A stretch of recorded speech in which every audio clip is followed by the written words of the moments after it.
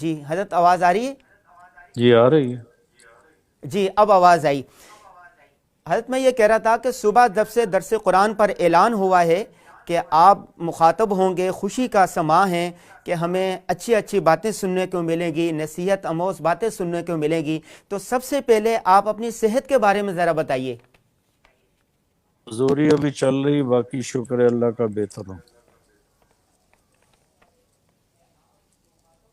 سر درد اور کمزوری، یہ دونوں چیزیں ابھی چل رہی ہیں۔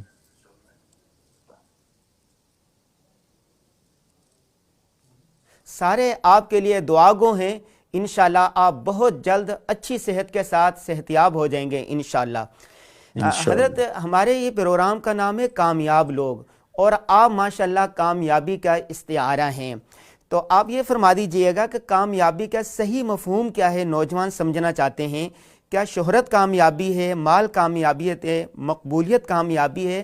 آپ کے خیال میں کامیابی کا مفہوم کیا ہے؟ یہ ہر انسان کے اگر سوچ کو لیا جائے گا تو مختلف ہوگا، اور وہ کوئی 100% صحیح بھی نہیں ہوگا۔ لہٰذا اللہ کے کلام اور اللہ تعالیٰ نے اپنی کتاب میں جو کامیابی کا مفہوم ہمیں سمجھایا ہے وہی کامیابی ہے۔ اس کو مختلف انداز میں اللہ نے بیان فرمایا ہے۔ مثلا کہیں اللہ نے فرمایا کہ فمن زحزح عن النار وادخل الجنت فقد فاز، جو جہنم سے بچ کے جنت میں چلا گیا وہ ہے کامیاب۔ یہ تو ہے اصل پیمانہ، اصل معیار یا اصل مفہوم کامیابی کا۔ تو فمن ثقلت موازینہ فاولئک هم المفلحون، جن کے قیامت کے دن نیکیوں کا وزن زیادہ ہوگا ان کی گناہوں سے، تو یہ ہیں کامیاب لوگ۔ یہاں اللہ تعالیٰ کامیابی کو اس طرح ارشاد فرما رہا ہے۔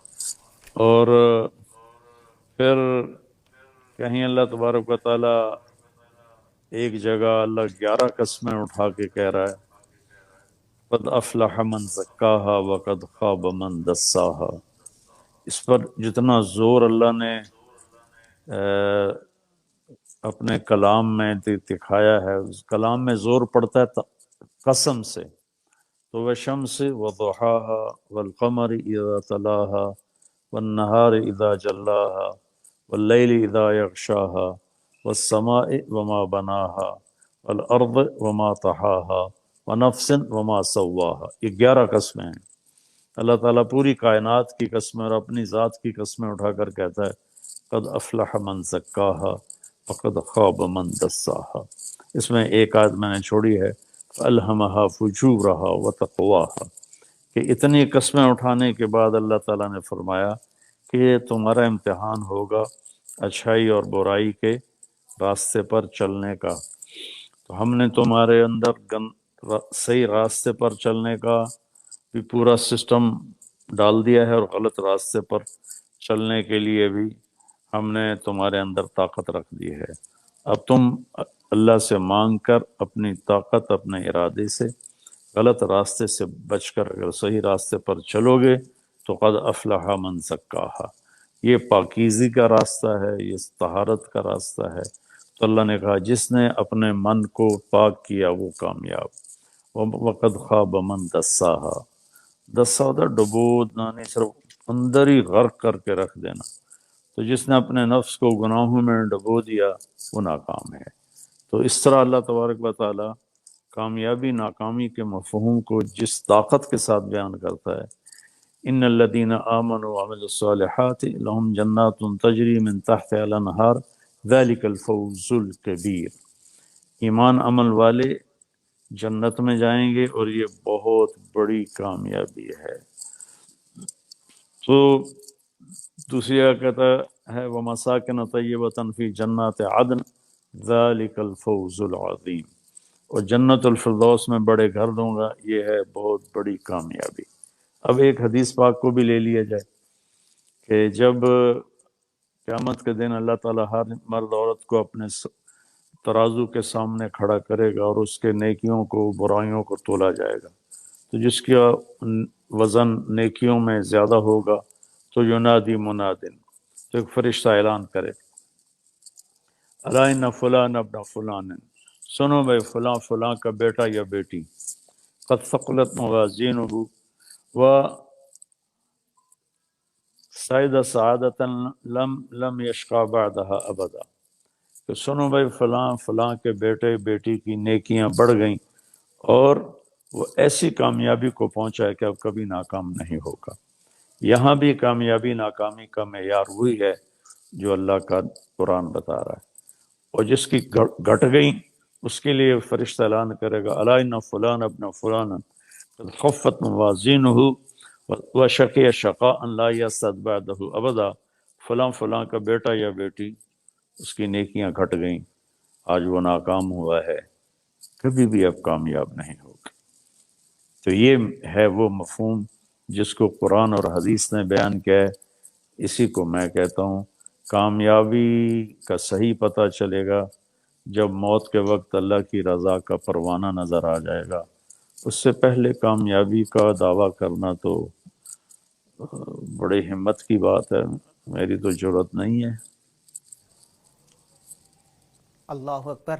حضرت پوری دنیا کے لوگ، ہر طبقے کے لوگ آپ سے بے پناہ محبت کرتے ہیں۔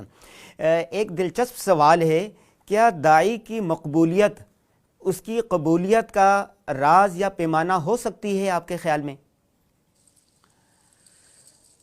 اگر وہ اس شہرت میں اپنے آپ کو نہیں بھولا، اپنی اوقات نہیں بھولا، تکبر میں نہیں چلا گیا، عجب کا میں مبتلا نہیں ہوا، اور اس سب کو اللہ کا عطیہ سمجھتا رہا، تو پھر یہ علامت قبول ہے۔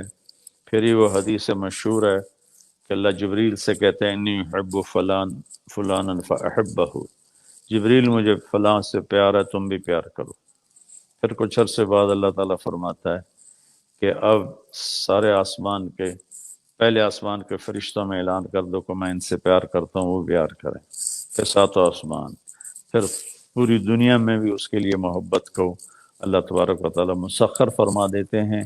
اگر اس راستے سے ہے تو یہ قبولیت کی نشانی ہے، لیکن مشہور ہو کر اس کی عادات بگڑ گئیں، اس کی خصلتیں بری ہو گئیں، اس کے اخلاق بگڑ گئے، متکبر ہو گیا، وہ دین میں غافل ہو گیا، تو یہ پھر قبولیت کی علامت نہیں ہے، یہ بدبختی ہے۔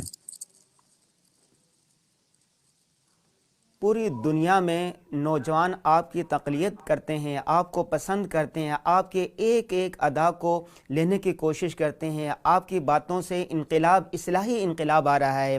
یہ فرمائیے کہ جب آپ اللہ کے حضور ہوتے ہیں تو کیسے شکر ادا کرتے ہیں کہ تنہائی کی وہ باتیں بتائیے کہ ہمیں بھی اللہ سے شکر کرنا آ جائے، وہ باتیں کرنے آ جائے۔ تو تنہائی کی باتیں تو تنہائی کی ہوتی ہیں، وہ سب کے سامنے آئیں تو تنہائی تو نہ رہی ہو۔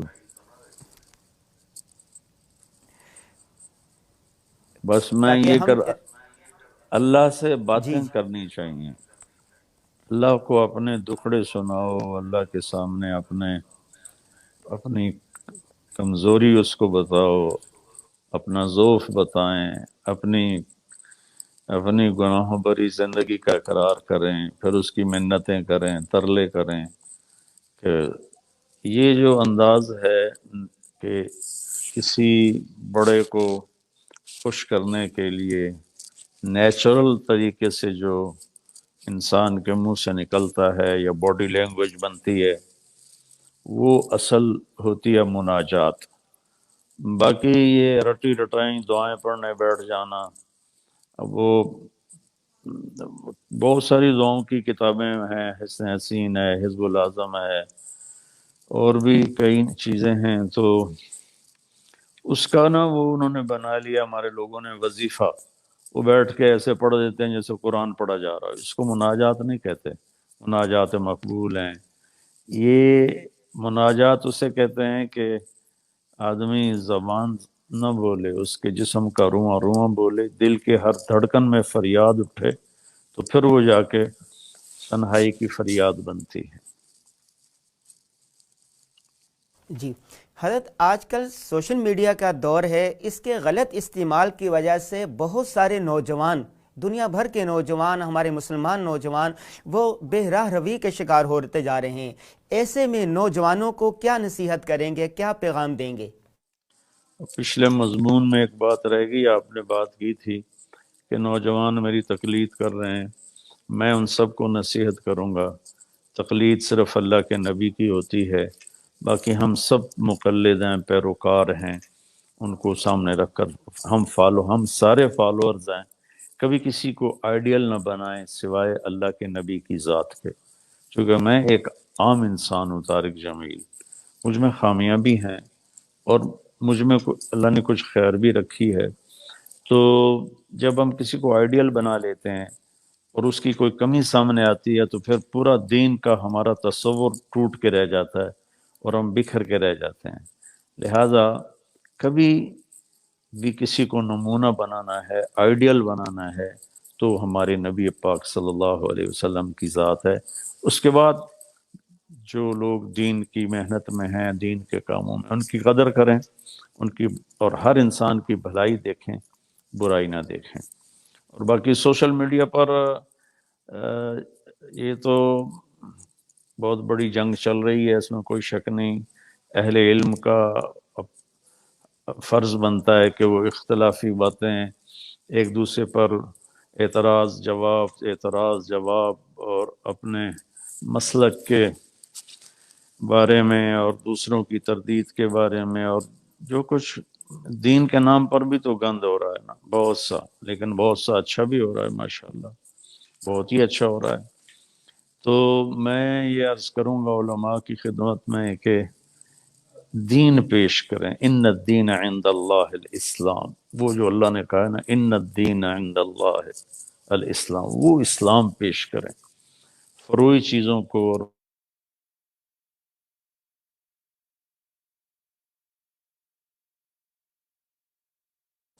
یہ علماء میری بات سمجھیں گے۔ ہم نے فقہ السیرہ پہ کوئی کام نہیں کیا، فقہ السنہ پہ کام ہوا ہے، فقہ کی بڑی بڑی کتابیں، حتیٰ کہ حدیث کی صحاح بھی وہ فقہ کے طرز پر وہ لکھی گئی ہیں، لیکن فقہ السیرہ کہ میرے نبی کی زندگی کا یہ واقعہ ہے، آج 1 مارچ 2021 کو مجھے اس سے کیا رہنمائی ملتی ہے، اس کا نام ہے فقہ السیرہ۔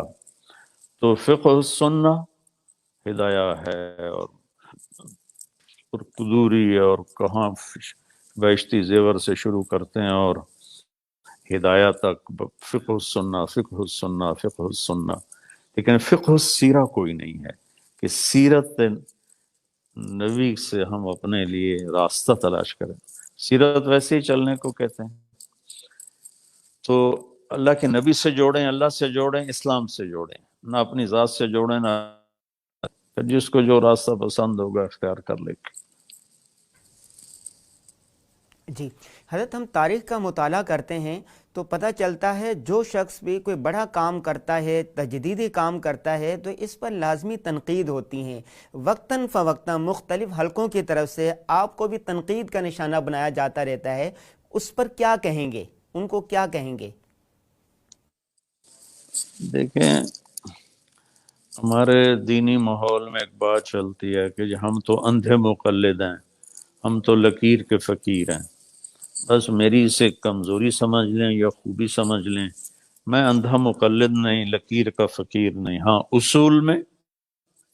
اصول میں عقائد میں لکیر کا فقیر ہوں، میں اندھا مقلد ہوں، لیکن فروعی چیزوں میں بھی میں اندھا مقلد بن کے چلوں تو یہ کوئی میرے لیے خوبی کی بات نہیں، عیب کی بات ہے۔ مجھے 8 سال، 10 سال، 15، 20 سال جو بھی میری علمی زندگی کا سفر ہے، مطالعاتی زندگی کا سفر ہے، اس کے بعد بھی میں نے اندھا مقلد ہی رہنا ہے، تو پھر میرے اس پڑھنے کا کیا فائدہ، میری اس ارقریزی کا کیا فائدہ، میری اس راتوں کو اٹھ کے پڑھنے کا کیا فائدہ۔ تو لوگوں کو جو ایک چیز رواج میں ہوتی ہے اس کے خلاف دیکھ کر ایک دم قلم بھی اٹھ جاتا ہے اور زبانیں بھی کھل جاتی ہیں۔ تو میں نے کبھی اس بات کو اپنے لیے رکاوٹ نہیں سمجھا. جس چیز کو میں نے صحیح سمجھا اللہ نے میرے دل میں اس کے بارے میں ڈالا، اور اس کی شریعت میں کوئی پابندی نظر نہیں آئی تو میں نے اس کو چالو کر دیا. اس پر علماء کی تنقید کا بھی مجھے سامنا کرنا پڑا، اپنے ہم مسلک علماء کی تنقید کا بھی اور باقیوں کا بھی. لیکن اللہ کا فضل ہے کہ بس زندگی کی گاڑی ہے، چلی جا رہی ہے. جو میرے دل میں ہے فقیرانہ آئے صدا کر چلے، میاں خوش رہو ہم دعا کر چلے. میں تو اپنا سناتا رہوں گا، اشکوں سے جو پایا ہے وہ گیتوں میں سنایا ہے. پھر بھی یہ سنا ہے کہ زمانے کو گلا ہے، جو تار جو ساز سے نکلی ہے وہ دھن سب نے سنی ہے. جو تار پہ گزری ہے وہ کس دل کو پتہ ہے. تار کی طرح بچتے رہنا. ہاں اللہ سے یہ مانگتا ہوں کہ اللہ گمراہی سے بچائے، گمراہ ہونے سے بچائے، گمراہ کرنے سے بچائے. کی تنقید تو لوگوں نے کسی کو معاف نہیں کیا، تو ہماری کیا اوقات. حضرت یہ آپ کا بہت بڑا پن ہے کہ آپ سب کو معاف کر دیتے ہیں، اور آپ کا پیغام محبت ہی ہوتا ہے، محبت بھری باتیں ہی ہوتی ہیں جو آگے آپ پھیلاتے ہیں. لیکن بعض لوگوں کی طرف سے یہ بھی اعتراض آتا ہے، علمی حلقوں کی طرف سے، کہ آپ فضائل میں ضعف اور کمزور روایات بھی بیان کر دیتے ہیں. اس لیے کہ جمہور کے نزدیک ضعیف حدیث فضائل میں مقبول ہے، مسائل میں مقبول نہیں ہے، مردود ہے. لیکن فضائل میں تو امام بخاری نے الادب المفرد لکھی ہے، اس میں وہ فضائل کی حدیثیں، اس میں بہت ساری حدیثیں ضعیف ہیں. تو یہ تشدد کا میں قائل نہیں ہوں.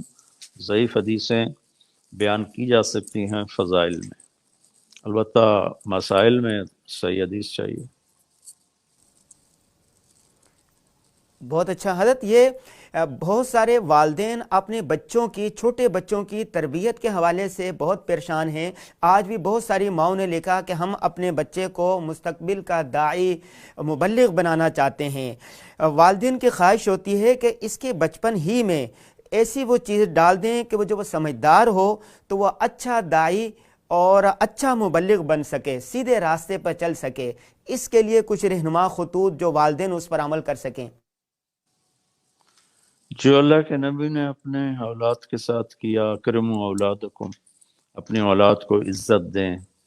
جیسے عمر کے ساتھ غذا بدلتی ہے، لباس بدلتا ہے. بچپن پیدائش کے ساتھ ماں کا دودھ ہوتا ہے، کچھ عرصے بعد فیڈر کا دودھ آ جاتا ہے، کچھ عرصے کے بعد پھر دلیا آ جاتا ہے، کچھ عرصے کے بعد روٹی آ جاتی ہے، کچھ عرصے کے بعد پھر پراٹھے آ جاتے ہیں، پھر قورمے آ جاتے ہیں. ایسے بڑھتے بڑھتے عمر کے ساتھ کھانے بدلتے رہتے ہیں. ایسے ہی بچے کو پیدائشی طور پہ ہی دائی بنانے کے چکر میں پڑنا ہی، اس کو اگر آپ پیدا ہوتی بچے کے منہ میں پراٹھا ڈالو، وہ تو ویسے ہی اس کی آنتیں جواب دے جائیں گی، ہو سکتا ہے اس کا معدہ ہی پھٹ جائے. کہ یہ اس وقت کی غذا نہیں ہے، اس وقت کی غذا ہے ماں کا دودھ. تو اسی طرح تربیتی مراحل میں ماں باپ سے بہت بڑی یہ غفلت ہوتی ہے کہ تھوڑا سا وہ جب تک وہ پورے شعور میں نہیں ہوتا سینے سے لگاتے ہیں، چمٹاتے ہیں، چومتے ہیں، پیار کرتے ہیں. ذرا سی آواز پہ دوڑ پڑتے ہیں اس کی طرف. تھوڑا سا شعور میں آتا ہے تو ساتھ ہی اس کو گریٹ آدمی بنانے کے چکر میں اس کو نصیحتیں شروع کر دیتے ہیں، ڈانٹ پہ شروع کر دیتے ہیں. وقت کے ساتھ ساتھ اولاد کے ساتھ چلنا چاہیے. اولاد کو عزت دیں، اولاد کو پیار دیں، پیار سے بھی زیادہ عزت دیں اولاد کو. والدین پیار کرتے ہیں، عزت نہیں دیتے. اور جو بننا ہے اس کا نصیب ہے، اس کو اچھا انسان بنانے کی نیت کریں، کوشش کریں، آگے نتیجہ اللہ پر چھوڑیں. اللہ کے نبی جب حضرت فاطمہ گھر آتی تھیں ان کے لیے کھڑے ہو جاتے تھے، ان کا ہاتھ چومتے تھے، پھر ہاتھ چھوڑتے نہیں تھے. پہلے آ کر حضرت فاطمہ کو بٹھاتے تھے، پھر خود بیٹھتے تھے.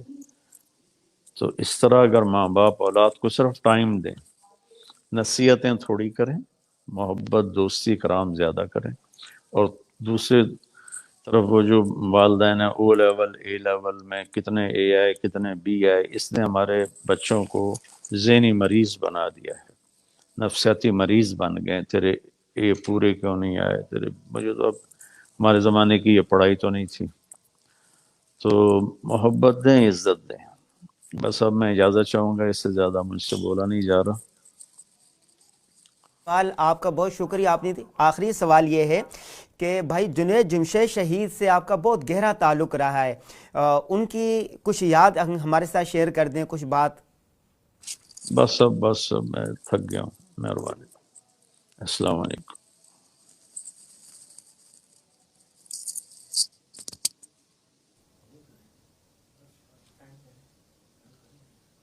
جی ناظرین، حضرت کی مولانا طارق جمیل صاحب کی طبیعت ٹھیک نہیں تھی، اس کے باوجود انہوں نے درس قرآن کو اتنا وقت دیا، اور آپ نے دیکھا کہ حضرت کی طبیعت ذرا ٹھیک نہیں تھی، اس کے باوجود انہوں نے بہت ساری باتیں کی نوجوانوں کے لیے، تعلیم تربیت کے حوالے سے، کامیابی کے مفہوم کے حوالے سے۔ تو ہم سب کو چاہیے کہ مولانا طارق جمیل صاحب کی جو باتیں ہیں، نصیحتیں ہیں، ان کو پلے باندھ لیں اور اس پر عمل کرنے کی کوشش کریں۔ ہماری کوشش ہوگی کہ وقتاً فوقتاً مولانا طارق جمیل صاحب کو دوبارہ لیں اور ان کے لیے صحت کے لیے دعا بھی کیجیے گا۔ ہمیں اجازت دیں، اللہ حافظ، السلام علیکم ورحمۃ اللہ۔